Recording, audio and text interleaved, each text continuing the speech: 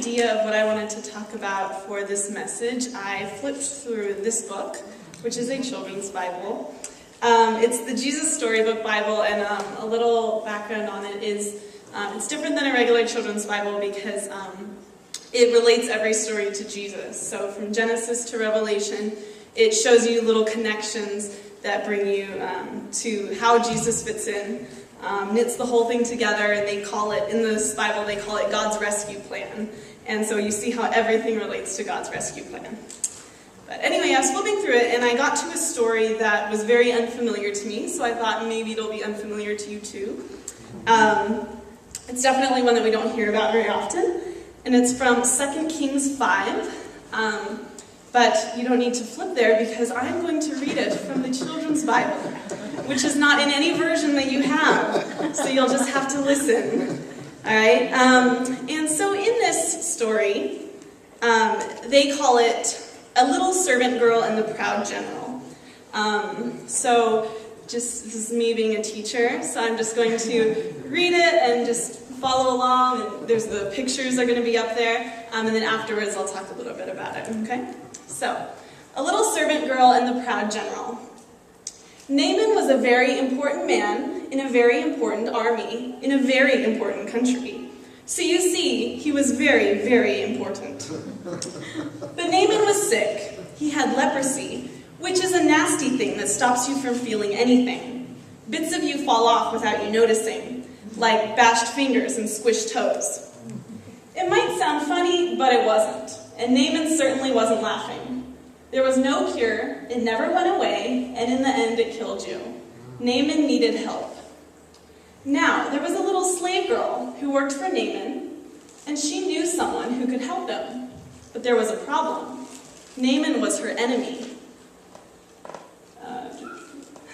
Not long before, Naaman had led an army raid on her home in Israel. He had killed her whole family, carried her off to Syria, and made her into his slave. Every night she cried herself to sleep. She had lost everything. Why would she, of all people, want to help Naaman? Didn't she hate him and want to hurt him back? Didn't she want to make him pay for the wrong he'd done? That's what you would expect, but instead of hating him, she loved him. Instead of hurting him back, she forgave him. I want Naaman to get well, she said to her mistress. There's a man in Israel called Elisha who can heal him. I'll go, said Naaman, loading up his wagons and putting on his flashing armor. But I'll go to the palace, because that's where someone important like me gets healed. So he hurried off to Israel and went straight to the king. My healing, please, he announced. I can do lots of things, the king replied, but only God can heal.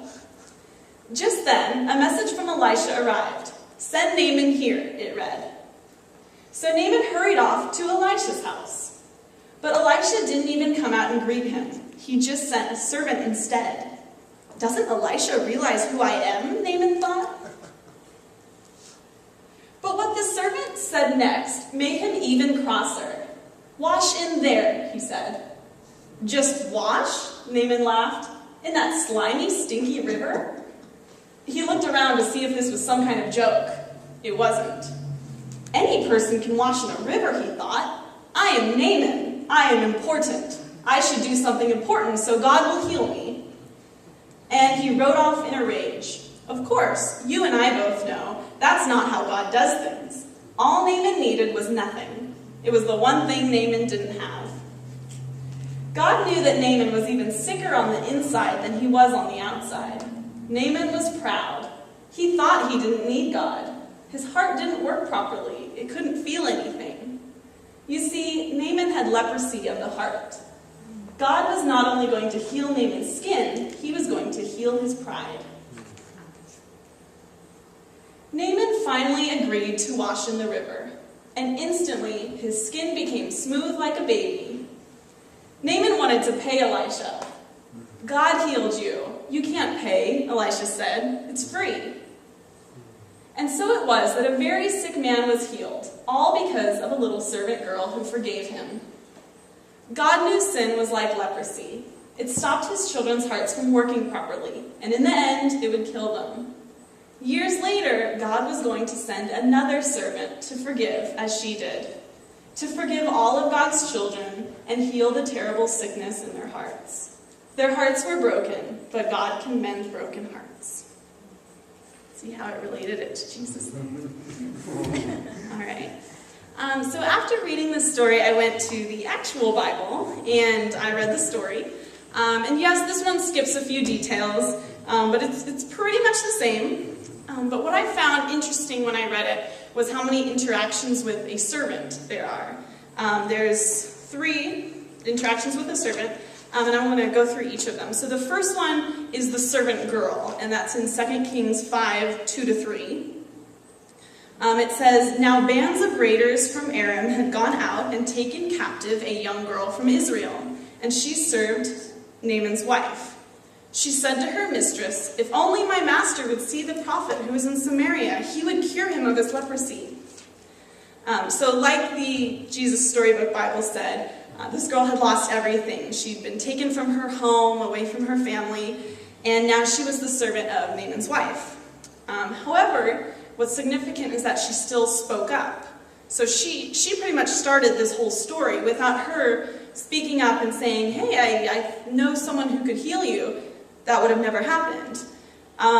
And the Bible quotes her words. It doesn't just say that she said it. It has the quotes there. Even though she was a servant, and she was a servant girl, and she was a young servant girl. So she's kind of one of the lowliest of the low.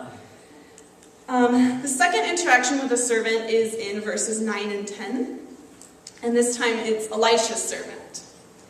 And it says, so verse 9, "So Naaman went with his horses and chariots and stopped at the door of Elisha's house.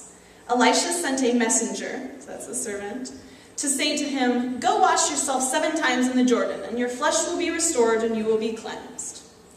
So, and this was the part that Naaman got really mad about. A servant came out to greet me. That Elisha the prophet didn't even come out to greet me. He doesn't even know who I am. So again, it's a servant playing a significant part. He's playing the messenger in the story, the one who tells, what Naaman has to do in order to be healed. And so the third interaction with the servant happens right afterwards, and that's in verses 13 and 14. So verse 13 says, "Naaman's servants," so this time they're Naaman's servants, not the wives, not Elisha's, they're Naaman's now. "Naaman's servants went out to him and said, 'My father, if the prophet had told you to do something great, would you not have done it? How much more then when he tells you, wash and be cleansed?'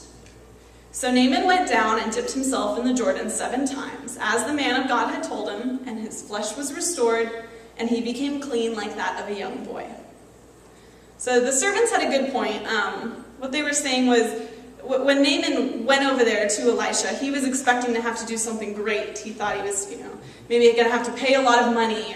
That's something that the Children's Bible doesn't mention, but in the actual Bible, it talks about how he loaded up his wagons full of a bunch of silver and a bunch of gold and these new outfits, and he thought he was going to have to, pay all of this, or he was going to have to do something crazy in order to be healed. And so that's what he was expecting, and he was prepared to do it. But then when the servant told him something as simple as go wash in the river, he's like, "What? That's too easy. I'm not going to do that." And so the servants were just knocking some sense into him. They were saying, if you were prepared to do something crazy, why can't you just do something simple like this? Just do it.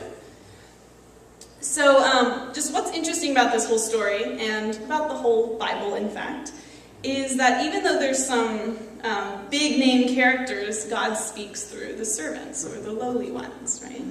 So in the story that we talked about, there are some big name people. There's Naaman, who's a very, very, very important man, as the Children's Bible said. The king of Syria is also in this story. It wasn't mentioned in this one, but the king of Syria is actually the guy who sent Naaman over to Israel. He gave him a letter. Then there's the king of Israel is in the story. That's the one that Naaman went to first, thinking he was going to get healed there. And then there's Elisha, the prophet. So there's all these 4 pretty important people. But the people who kind of knock the sense into the story, the people who have that wisdom and bring that knowledge into the story, are those servants. There's the girl who came up with the idea that Naaman could get healed.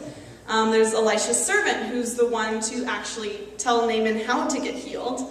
And then there's Naaman's wise servants who knock the sense into him that he should just go in the river. So God speaks through servants. He uses the lowly ones to direct the courses of the powerful. He uses those who are not in power to do a powerful healing. So God's at work in lives both small and big. The most unlikely characters can play the most unexpected parts. And that's true throughout the whole Bible, and it's true today. God uses all kinds of people, even us. And we just need to, what was significant about this story was the servants, they weren't just there, they had the voices to speak up. So we need to find those voices to speak up, just as the servants did, to give ideas, to be messengers, to knock sense into people, to give wisdom, even when we're not in those places of power. We need to be strong enough to forgive those who may have done wrong to us, and to be wise enough to help them out anyway. We need to speak wisdom to those around us, no matter what position we're in, because God uses all of us, no matter what part we think we may play in the story. Amen.